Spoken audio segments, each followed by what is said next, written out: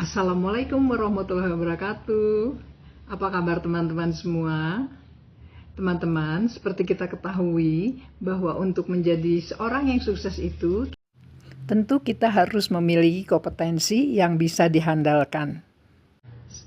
Teman-teman ketahui bahwa ada 3 unsur utama dalam kompetensi itu, yakni adalah attitude, knowledge, dan skill.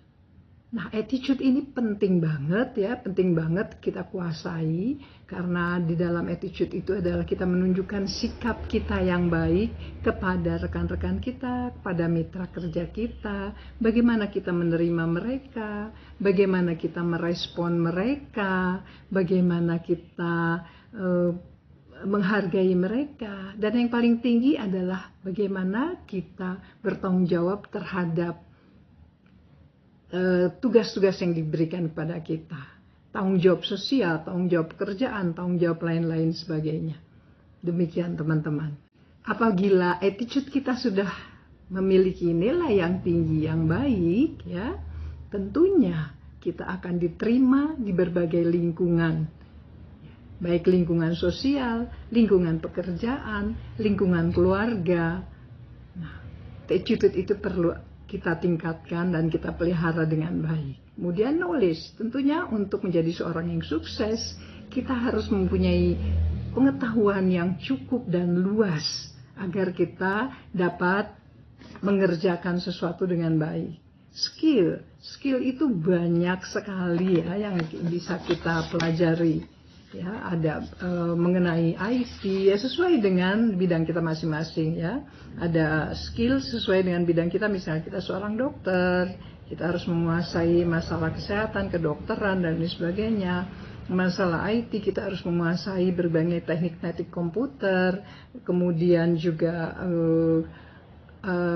skill mengenai marketing, skill mengenai public speaking, tapi yang paling penting itu adalah communication skill, public speaking skill. Itu semua bidang, semua profesi harus menguasai communication skill. Nah, tanpa bisa berkomunikasi, Anda tidak akan bisa sukses. Sebagai dokter, Anda tidak bisa berkomunikasi dengan baik, tentunya pasien akan lari ke dokter yang lainnya.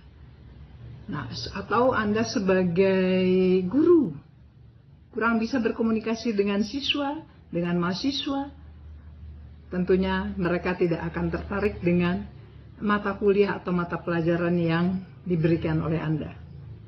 Demikian juga ketika Anda berjualan, mempunyai suatu usaha, tidak bisa berkomunikasi, Anda tidak akan bisa menjual hasil karya Anda dengan baik. Nah, oleh sebab itu, komunikasi ini merupakan skill yang paling utama, yang paling penting harus kita miliki. Ya, teman-teman, skill communication skill, public speaking itu harus Anda kuasai. Tentunya ada beberapa teknik yang harus kita pelajari dalam komunikasi. Banyak orang gagal hanya gara-gara tidak bisa berkomunikasi dengan baik. Banyak orang bertengkar, banyak orang bercerai, bahkan peperangan pun hanya gara-gara salah komunikasi. Gitu teman-teman. Jadi saya sarankan pada teman-teman untuk belajar berkomunikasi yang baik, untuk belajar public speaking. Demikian teman-teman. Semoga teman-teman berminat untuk belajar berkomunikasi yang baik. Seperti kita ketahui, komunikasi itu bukan hanya ucapan-ucapan yang kita sampaikan, bukan hanya kalimat-kalimat yang kita sampaikan, tetapi juga yang lebih penting adalah intonasinya seperti apa, ekspresi wajah kita seperti apa, terus body language kita.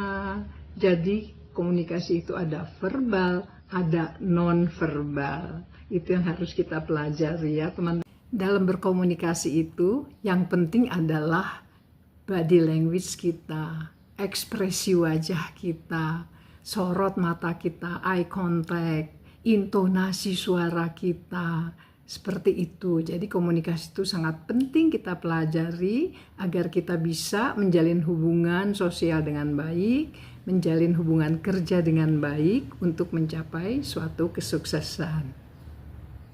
Semoga teman-teman berminat untuk belajar berkomunikasi yang baik dan belajar public speaking baik. Demikian dari saya, terima kasih, sampai jumpa. Wassalamualaikum warahmatullahi wabarakatuh.